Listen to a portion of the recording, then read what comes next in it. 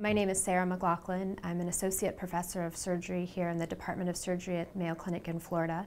And I'm a trained breast surgical oncologist. So my practice focuses primarily on women in the early stages who are diagnosed with breast cancer or concerned that they might have breast cancer, who need some type of surgical intervention to either make the diagnosis or to treat the breast cancer.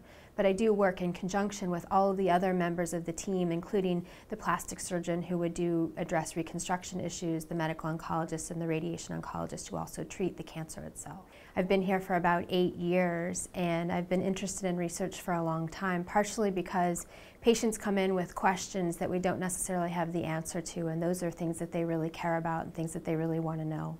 And I think the ability to participate in research helps us find the answers to those questions. In terms of how I figured out what I wanted to do, my interest was always kind of in the survivorship area, because we've actually gotten pretty good at treating the breast cancer, but what we don't realize is that a lot of the treatments that we have actually affect their long-term quality of life.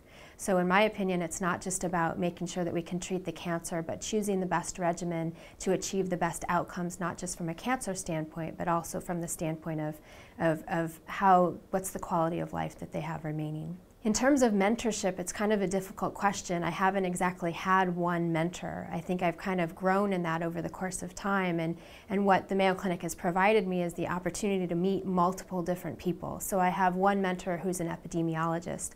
I have one mentor who's a basic scientist. I have one mentor who's a surgeon scientist, and each of them contribute something unique to my development as a researcher, and in effect also have worked in collaboration with me, I think, to make me a better researcher. My practice is primarily focused on breast cancer, and my specific research interest has been in lymphedema, which is a swelling of the arm that can happen after we remove lymph nodes that is a part of most breast cancer treatments these days.